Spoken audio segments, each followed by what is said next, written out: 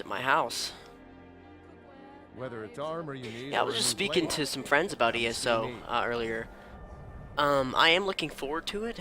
However, that being said, there's some problems that they have with the game itself that they need to There's fix. no glory in war. It's just something they tell I mean, it's soldiers going to so be they'll fun do as an their MMO jobs. from an MMO standpoint. The problem with it is it's not Elder Scroll-y enough. By that I mean Elder Scrolls is an RPG. So, as an RPG, there's a level of immersion that you get within an Elder Scrolls game. Your character is the hero. He's the guy that's there to save the day, right? And in ESO, you don't have that. Your character has no real impact on the world. You know what I mean? Because you and 700,000 other people are the hero, and that sucks. That's it just doesn't have the same level of immersion that a standard Elder Scrolls title has. Um, because like I've been playing the beta, right? So, um, in one of the starter zones after the tutorial area, the little beginning area and everything like that, there's this cave close by to where you are, to this town you go to, and in this cave, there's like a little chamber where someone died, and out in front of it there is a ghost, some tortured, tormented soul that's unable to basically move on in the afterline and go to Sovngarde. It's a Nord. So you try to help this person.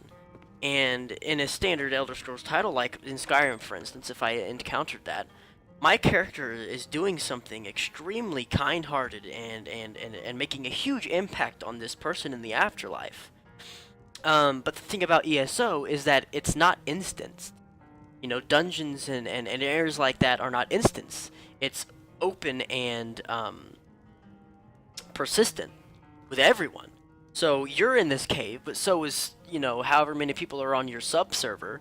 So you're there along with 200-300 other people helping this ghost. Like I said, that just takes away the immersion, that takes away the impact that you feel like that you're having on the world. And it's really, really discouraging. And from an RPG standpoint, that sucks. But from an MMO standpoint, if you like Elder Scrolls, the way that this game itself is set up, if you like Elder Scrolls, and you're going to be able to pick the game up, you're going to be able to understand how the mechanics work, for the most part, and you're going to be able to pick it up and say, well, yeah, this is an Elder Scrolls game, from a mechanics standpoint. If you like MMOs, you're going to like it from an MMO standpoint. But if you're looking for the same level of immersion and impact that your character has on the game itself, like the world itself, within the game, then you're not going to get that same sort of impact and sense of self-worth for your character in the game. But it's still enjoyable.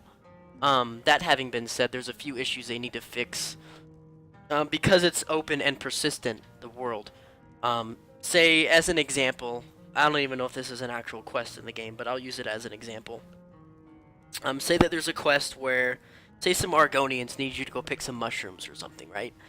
And you go out into the world, and you're running around the area, and you're finding these mushrooms to pick. Because it's an openly persistent world, and nothing is instanced, you're fighting for those mushrooms along with everyone else, every other player there.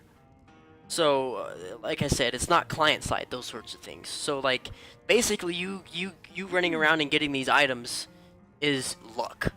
You're having to basically stand in front of a spawn point where these mushrooms will spawn, and hope that your ping is lower than the other player's ping, so you're able to click it before them and get it. So, like, that's a lot of crap going on. Alright, Dixon. Well, I appreciate you joining me, buddy. Yeah, I know you're 6 or 7 hours ahead or so ahead of me. But go ahead and get some sleep.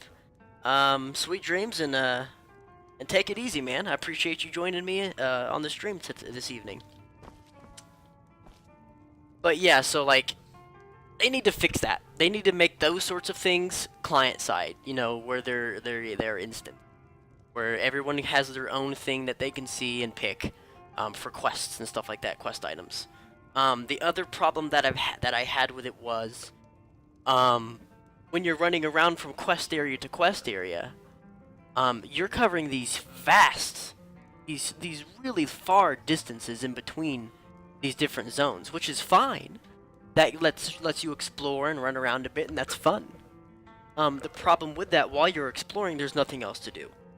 There's nothing in between.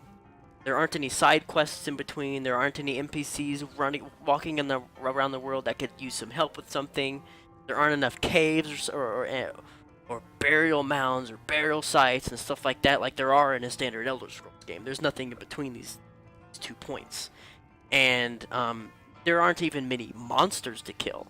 So there's literally these big open empty spaces of nothingness, and you get really bored very quickly. So they need to fix those couple of issues. If they do that, it's going to be great. It will be a fun game. It will be definitely entertaining enough to spend 10 or 15 bucks a month and, you know, play with some friends.